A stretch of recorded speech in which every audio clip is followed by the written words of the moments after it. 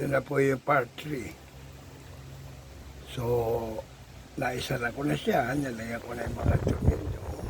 Yung pinaka-cover at yung handle at yung pinaka-lock dito. Nailagay ko na. So, ngayon, ipakikita ko sa inyo. Wala na siyang kalog. O, tingnan nyo. O yan. Kakalogin ko ng pag-ano.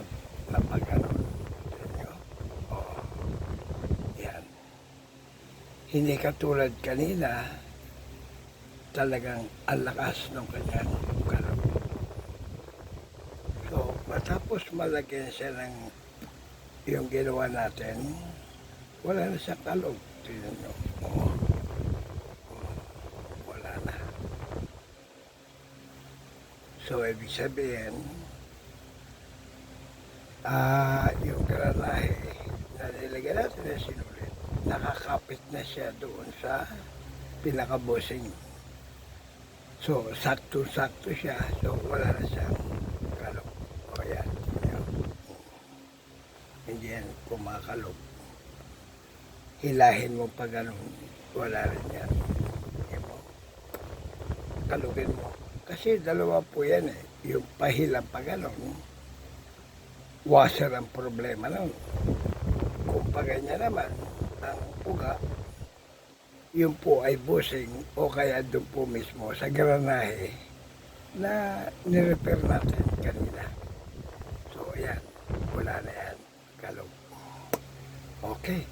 Ito na po siya. Ikutin natin. Yan. Yan. Yan po. O, ayan. Meron na kayo natutunan. Pwede nyo yan gawin pansamantala habang wala kayong pamalit na granahe.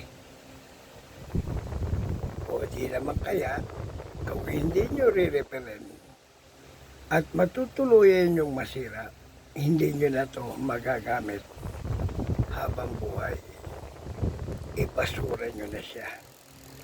So, ang ginawa natin siya na solusyon para siya magamit pa ulit. Wala nang kalog. Ayan. Ayan po yun. Okay.